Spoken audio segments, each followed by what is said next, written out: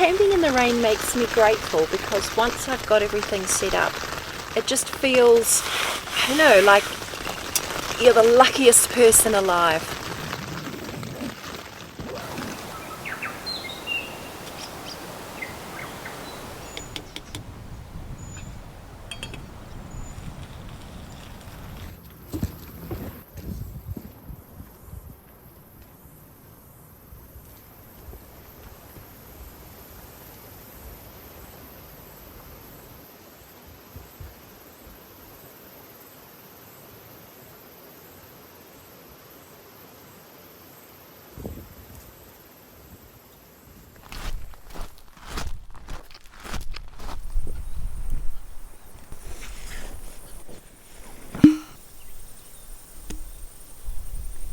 Forgot to fill my drink bottle. Note to self, next river. Look at this weather. Isn't this amazing? Anyone would think that I was going to do a lovely sunny camp. But no, there is rain on the forecast. There is always rain on the forecast with me. And if you're wondering, how come this mad woman is going out camping on her own when she knows it's going to be raining? You are not the only one asking that question. It's the most frequently asked question in my comment section on my channel. So today I am going to answer that question for you. I've got wind today, which is part of what I wanted, because I'm going to be testing out for the second time my Pomoly Open Vista tent. The last camp I did was not very windy, and I really want to know how this tent is going to fare in the wind.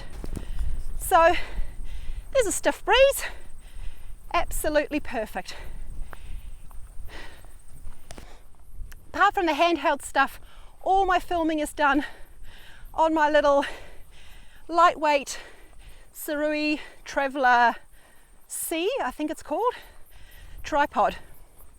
Well, just recently, Sarui reached out to me and asked me whether I wanted to try a more upgraded version of their tripods with a nice filming ball head. And I said, absolutely, if it improves the experience for me and for you, I'm all about it. And they sent with it a scope. I asked Sarui for an attachment to attach the iPhone to the scope, because there's no point in using a scope if only I can see what I can see at the end of the scope. I want you guys to be able to see what I can see. So glad you guys are joining me. I'm planning to have a whole lot of fun on this trip, and hopefully you guys enjoy yourselves. Sit back, relax. I'm going to go and get the tent set up and the billy on, and then we'll catch up again.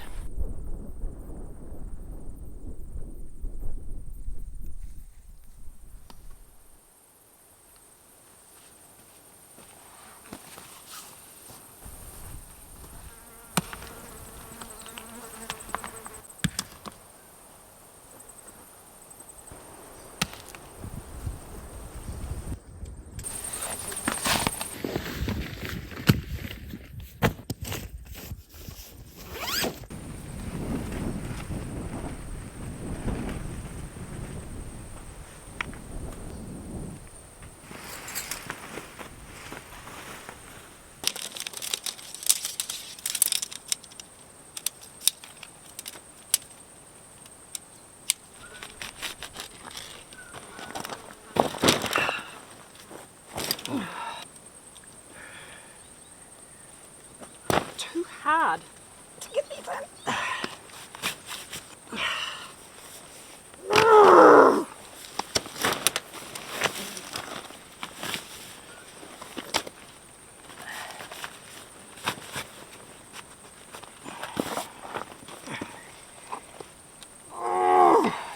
Pomoly, if you want some feedback on this tent, I would say make it easier to get these poles into the receiver.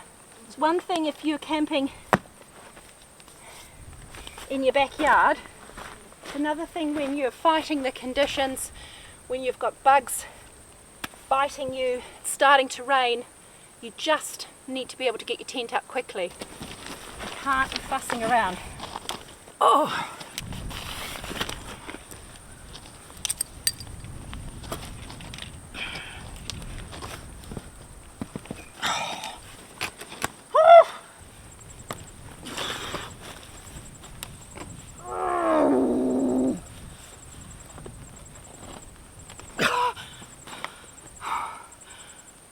Well, for those of you who think I always keep my cool, I do not. There are some things that really annoy me, and one of them is when gear is just not intuitively and sensibly put together. And I just hate the way the poles on this tent go into the receivers. They need to be adjustable. You need to have a system whereby you can release the pressure, place it into the receiver, and then crank it up. Pull it tight.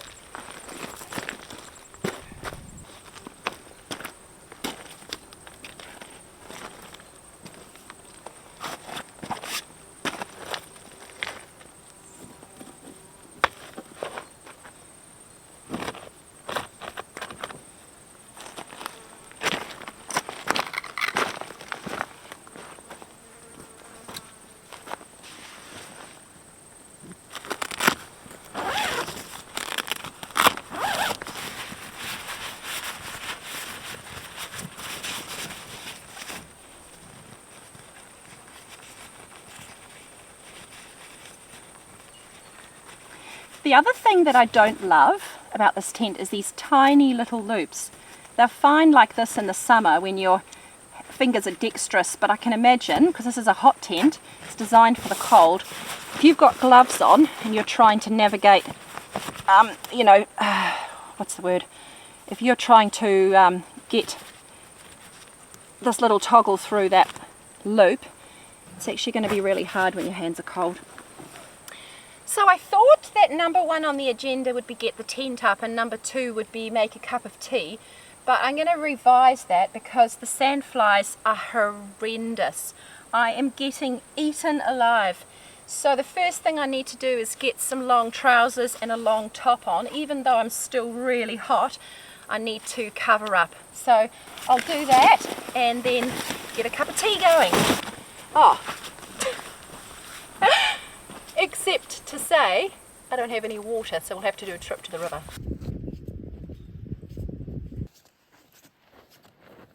The valley you're looking at there is Jordan's stream, going right up to Jordan's Saddle. Looks amazing, doesn't it? Worth a trip, maybe. The reason I didn't go to the Waimak to get my water was because I thought it would be full of silt, and turns out the Jordan stream is full of silt. So that's the problem when you've got water coming down a valley like that. Much better if you can collect your water from a stream, a smaller stream that runs through the trees, through vegetation. Certainly that's the case in New Zealand anyway, because the water gets filtered through all the bush and the vegetation, and you don't get all that silt being carried through.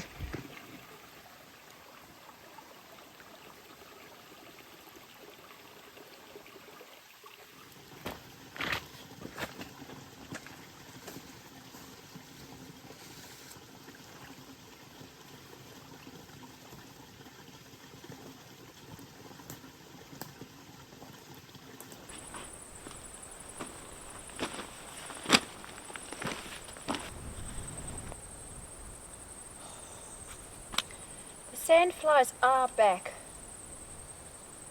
I've got this cranking, but so far it's not really doing much.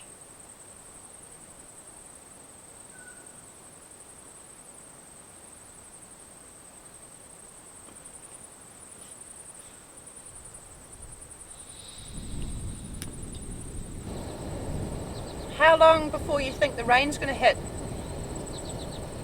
You can literally see it moving in, hey?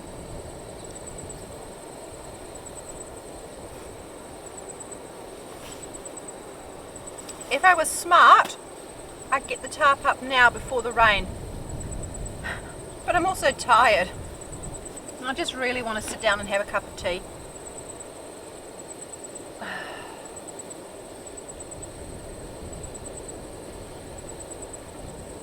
I'm probably going to regret that decision.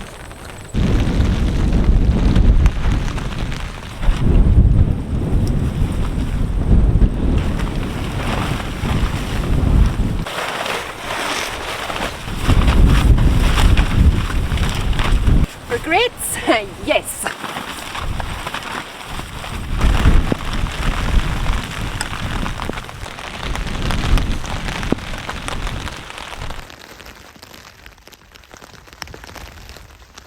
One of the things I struggle with when I'm camping is that when I'm tired and I'm hungry and I'm thirsty, it's really hard to make the best decisions. So I'm not stupid. I know that configuration of tarp that I was trying to set up, the plough point, I knew it wasn't going to be ideal, but because I had a lot of wind coming from up the valley, coming down in gusts, I wanted something that wasn't going where the wind couldn't get up and under. So I thought, look, I'll just rig up a quick plough point. The problem is with the plough point is you've got to get that one tile point at the front so high because you're bringing the angle down to the ground so that the wind can't get under the tarp. And I just find you're just left with basically no space. So I could have set it up a lot better if it wasn't for the fact I'm on a riverbed. The problem here is I can't get pegs in, so I've got to kind of put the pegs in as much as I can and then put a big rock on top to hold it down. And with those gusts of wind, the rocks were just pulling through. So I have packed away my tarp and I'm just hunkering down.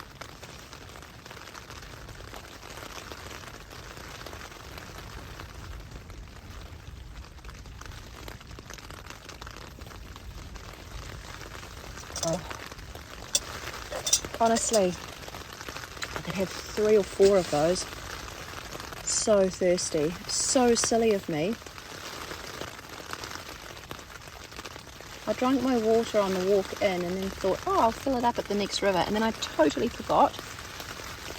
And then I was thinking that I was going to camp at a place that I've been to before, which has a nice little creek nearby, but I decided to go to this spot instead. You live and learn, hey? You live and learn.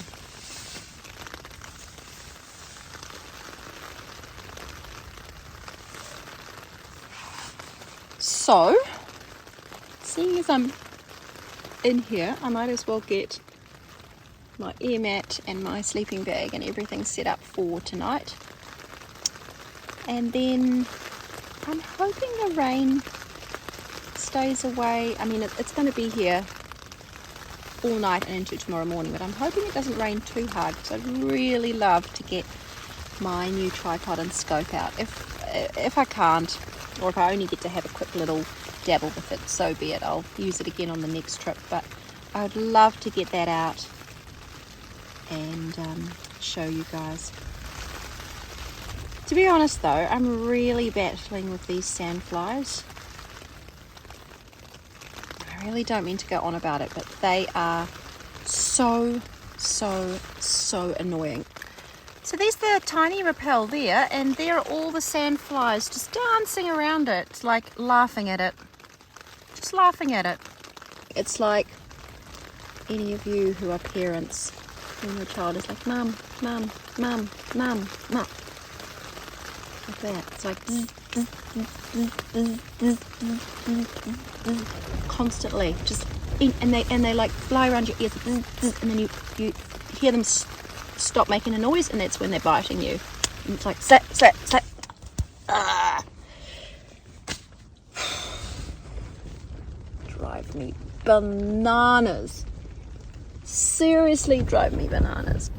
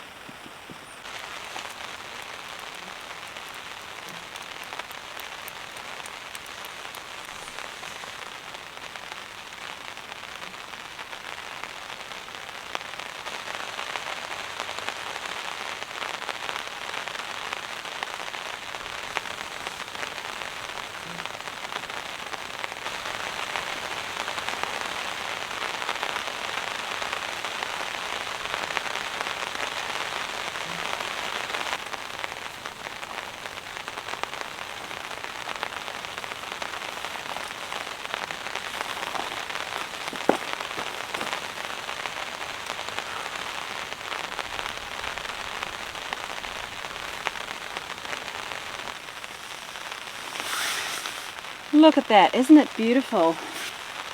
This is an absolute game changer for me. Absolute game changer. I can't do this. I can't turn my camera on my current tripod. Rainbow. Huh. Look at that. So with my current tripod it's just static. I'll show you actually. There you go.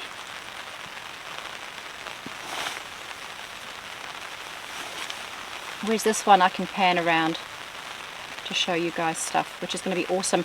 It's not going to be the best tripod for all of my filming because it's heavy. Heavier than this one. I mean, you can see it's the Traveller 5C. See how thin and spindly it is?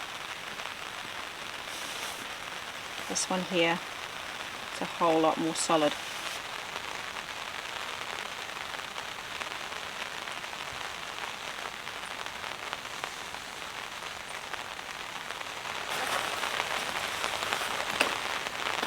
Ooh.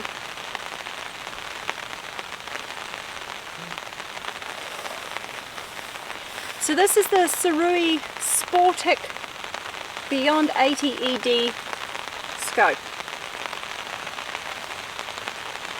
It's absolutely beautiful. It feels beautiful to hold as well. I've got to show you what I can see, but we need this little baby here.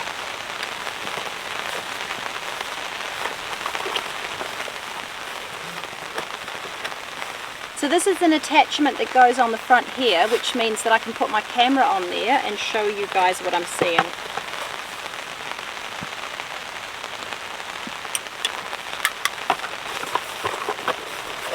Right, I'll figure it out. I'll figure out how it goes on, how it attaches, and then I will show you what I'm seeing.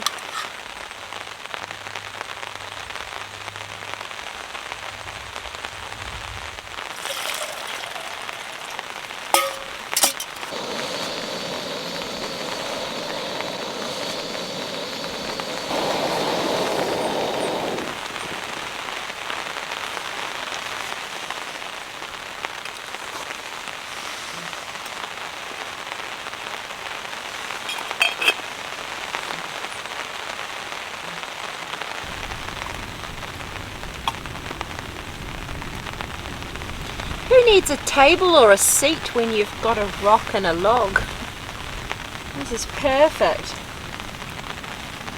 Absolutely perfect.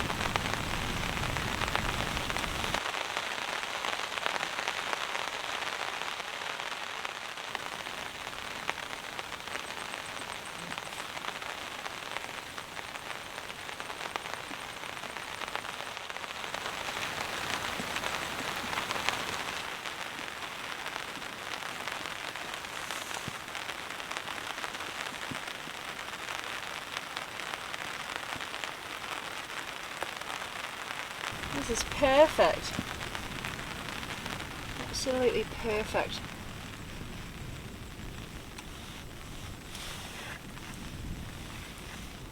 I didn't want to camp up on the terrace up there and under the trees where I was last time that I was in this valley, because I wanted to be out here where it was a bit windier so I could test out the tent.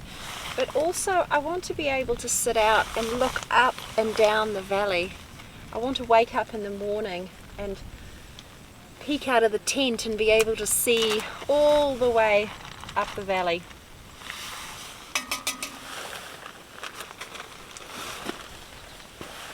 It's been so lovely sitting here and listening to the rain on the tarp. I can still hear it. It's very light, but it's so relaxing.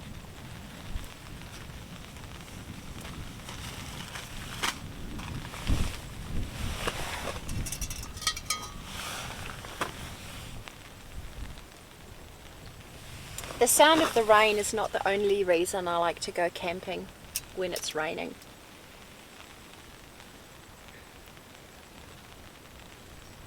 Sure, I love listening to the sound of the rain.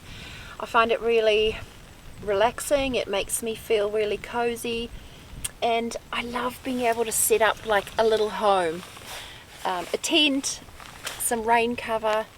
I love to be able to have my little space where I'm out of the elements and I can feel really cozy and grateful. So I think camping in the rain makes me grateful because once I've got everything set up, it just feels, I don't know, like you're the luckiest person alive.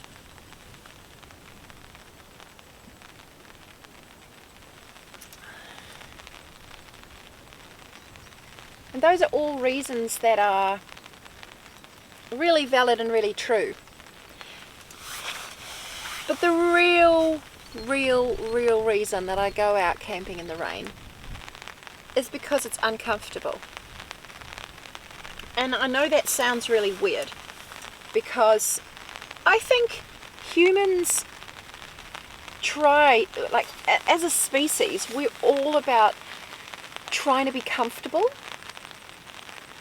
Like our modern day life is geared towards trying to be as comfortable as we possibly can. The problem with comfort is that it comes at a cost. Because some of the best lessons in life, the ones that are really hard to learn any other way other than going through tough times, just can't be learned if you only ever stay in your comfort zone. And it's funny because I find that when I'm doing stuff that's really comfortable for a long time, it feels like my life passes me by really quickly. Sort of as though I don't really have very many memories, but my life is full of memories when I've done things that are outside of my comfort zone. And I think that's because you're really hyper alert when you're uncomfortable. You get that little shot of adrenaline. I'm not talking about massive discomfort. I'm not talking like, go and, drop a rock on your toe. But that little bit of stress that you get when you are doing something that's a bit uncomfortable, especially when you've got a goal in mind. Like my goal is to get somewhere where I can set up camp and put up the tent, put up the tarp. My goal is to be comfortable.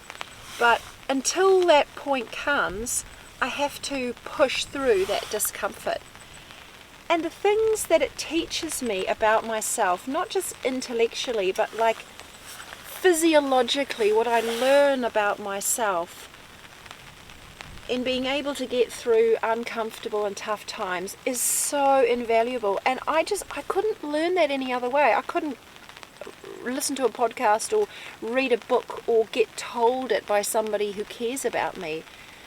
People can tell you as much as they want that you're a strong person or that you're brave or whatever, but you don't really believe it. You don't really own it until you've been in a situation where you've had to be brave or you've had to be strong or you've had to overcome something. And that's when you really develop those qualities. So I love being uncomfortable because discomfort is my teacher. And through discomfort, I learn so many things about myself. I am stronger than I've ever been. I am so much more self-assured than I've ever been. I used to worry about all sorts of things. I used to worry so much about what people thought of me. And here I am, like, making videos and putting them up on YouTube, putting myself out there where I could get criticized, and sometimes I do, but not often.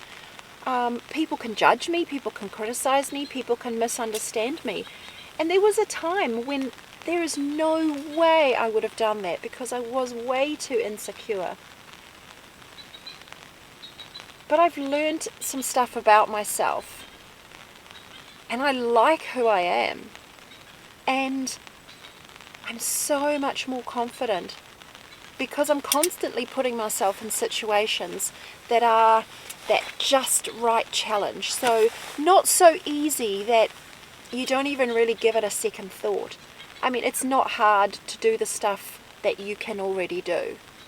It's not hard to do the stuff that's comfortable and easy. And so you don't remember it. It doesn't teach you anything, really.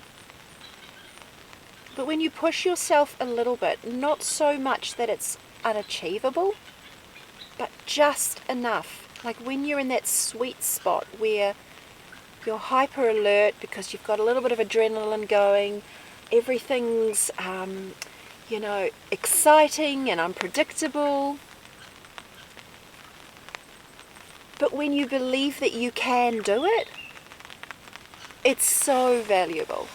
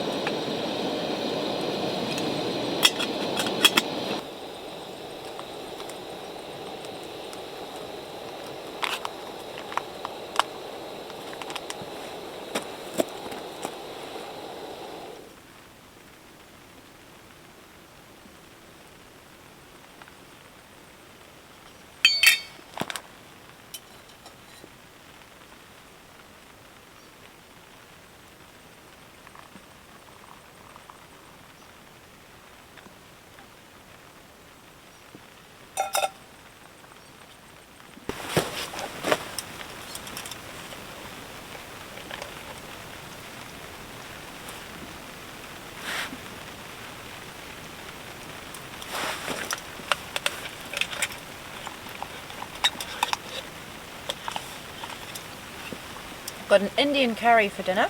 It's nice.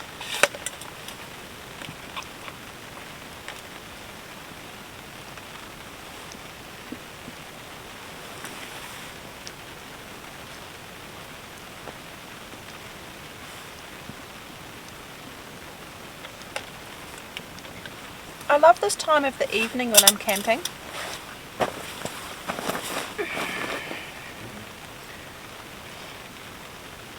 Everything's done. I can just sit and relax. And I often don't do much filming because it's really nice to have a really good solid hour or so where I don't have to think of anything else except just being present in the moment. So I'm going to turn the camera off and have my dinner. I'm going to just sit out here and relax and enjoy this because I'm so grateful to be here.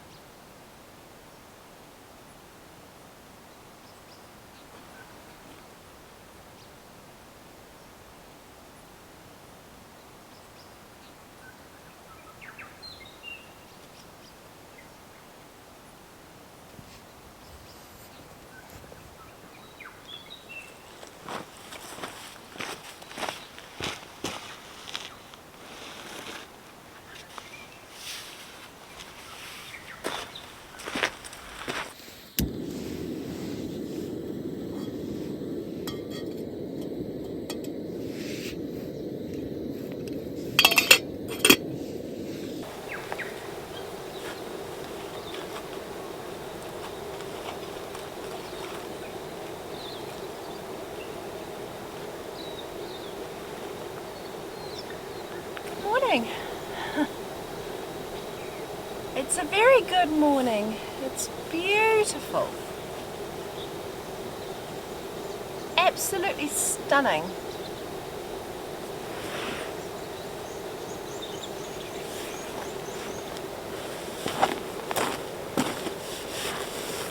Got the sun rising over this side here, and the sun appearing on the mountains on this side.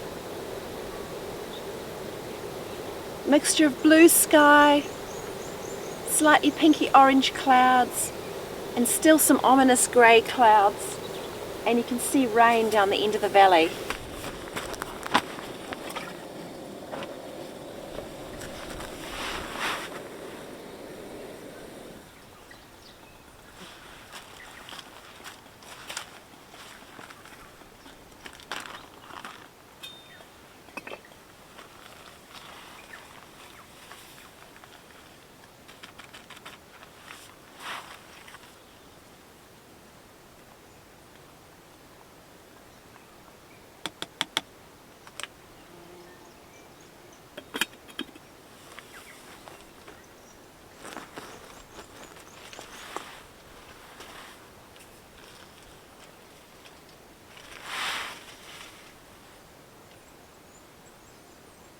I slept so well last night, so well. I was back on my winter mat because it's the only one that doesn't have a leak in it. My Exped down mat, oh, so comfortable. It's just amazing.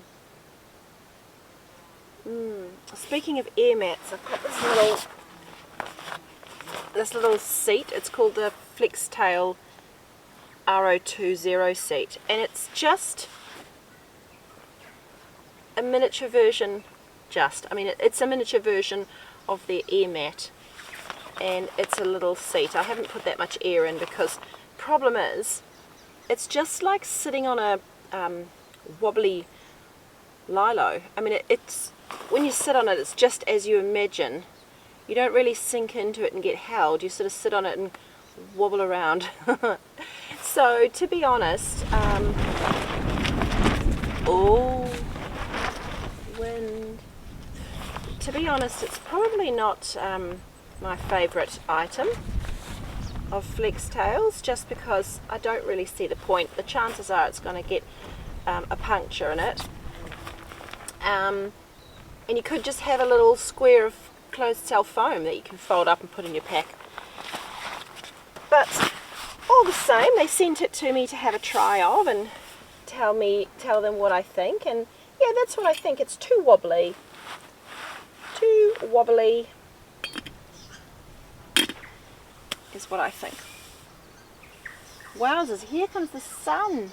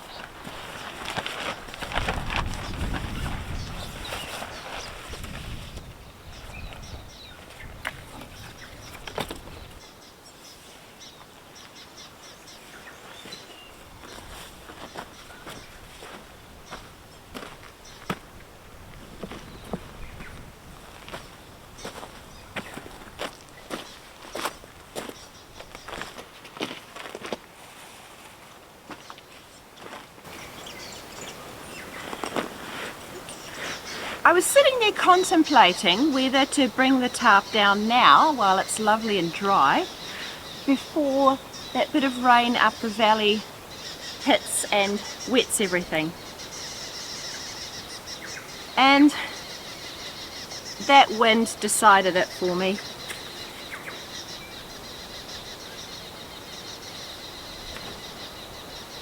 I don't think I really need the tarp this morning.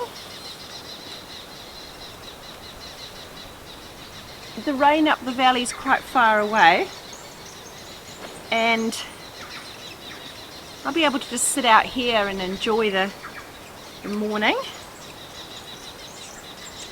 And even if it does rain, that tent is lovely and big, so I can get everything packed up inside there and then just bring the tent down at the last moment. So there you go. Goodbye, Tarp.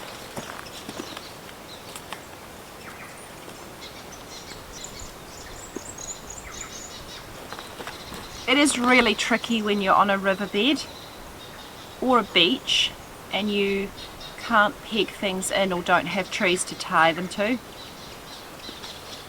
If you've got to use rocks, it's a little bit tricky. Then, unless you've got huge boulders that can't be moved, often wind gusts will just move the rocks. I mean, these ones are fairly big, and that wind gust just shifted that rock. And it did it earlier this morning as well. Just after I got up, I had to redo the tarp as well.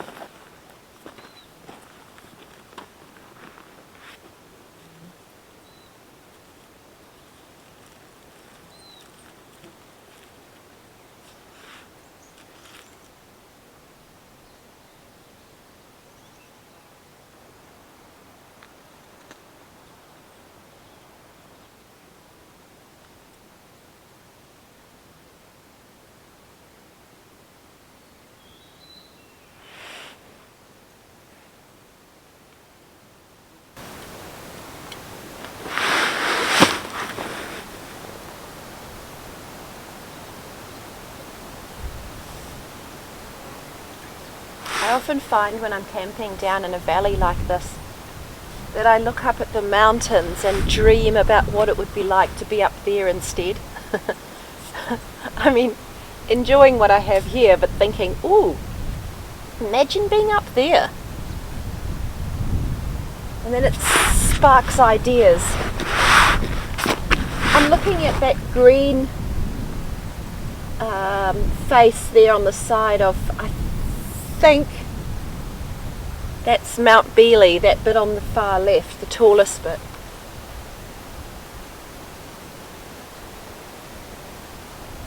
Imagine going up there and camping, being able to look down here.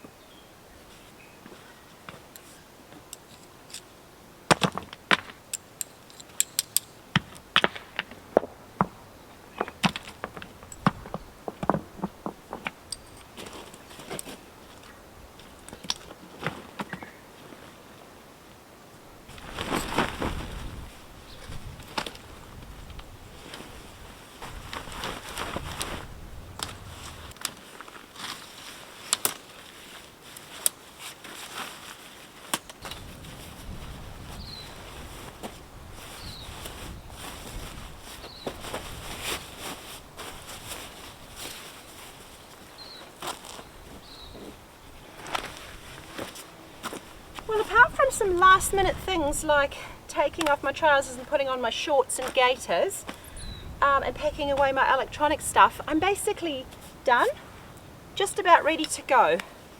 So I'll get the last of the things packed up, pack away the big camera, and then how about on the walk out I'll stop when we get level with the waterfall that's up on the hill, and let's see if we can have a bit of a look at it with the scope, because I haven't really got a good chance to use it on this trip. It was just a little bit too murky and overcast yesterday.